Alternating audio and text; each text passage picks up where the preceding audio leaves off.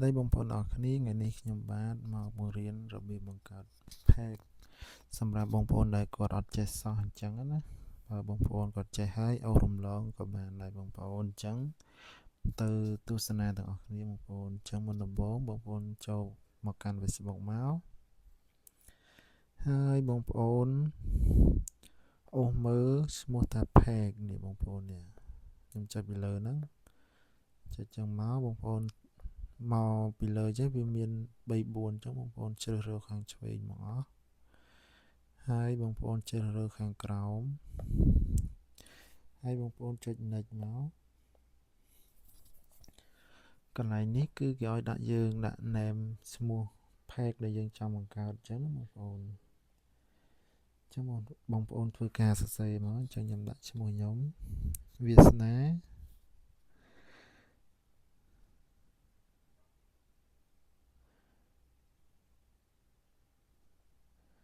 វាសនាអញ្ចឹងបន្តមកទៀតខ្ញុំធ្វើការចុច next ហើយបន្តមកទៀតកន្លែងនេះគឺយើងចុច1 2ទៅបងប្អូនយើងធ្វើការចុចកន្លែងខាងក្រោមទៀតមកស្រួលទេសម្រាប់បងប្អូនដែលគាត់អត់ចេះសោះបងប្អូនគាត់ចេះហើយគាត់អូសរំលងកន្លែងនេះបើយើងមិនតន់ពេញអីទេបងប្អូនចាំយើង page យើងមានអ្នកមើលច្រើនចាំយើងពេញក៏មិនអីដែរអញ្ចឹងបងប្អូនចុចខាងក្រោមនិចនេះមកហើយកន្លែងមិនតន់ដាក់រូបអីទេបងប្អូនគាត់បង្កើតឲ្យបានអញ្ចឹងណាអញ្ចឹងយើងពិនិត្យឈ្មោះយើងថាត្រូវអស់ហើយយើងចុចទៅមុខទៀតបងប្អូនហើយកន្លែងនេះគេចង់ឲ្យយើងជ្រើសរើសថាយើងចង់ follow ទៅគេអត់អញ្ចឹងសម្រាប់ខ្ញុំគឺខ្ញុំអត់ចង់ទេខ្ញុំចុច next ទៀតហើយកន្លែងនេះគឺ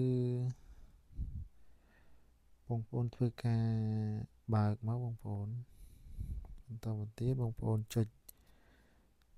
done មកបាទនេះគឺបាន page មួយបងប្អូន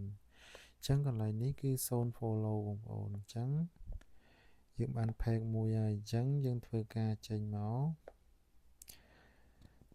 កយើងមើលថា page យើងវាបានអត់អញ្ចឹង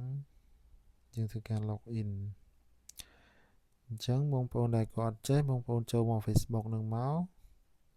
បងប្អូនចុច 3 អញ្ចឹងយើងចុចមើលថាណា page យើងដែលយើងបង្កើតអញ្ចឹងនេះ page ខ្ញុំអញ្ចឹងខ្ញុំទៅបង្កើតថ្មីខ្ញុំធ្វើការចុចចូលទៅមើល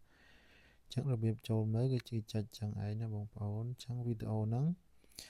គឺមានតែប៉ុណ្្នឹងទេបើសិនជាបងប្អូនឆ្លាញ់ចូលចិត្តខ្ញុំវាសនាសូមចុច like និង comment follow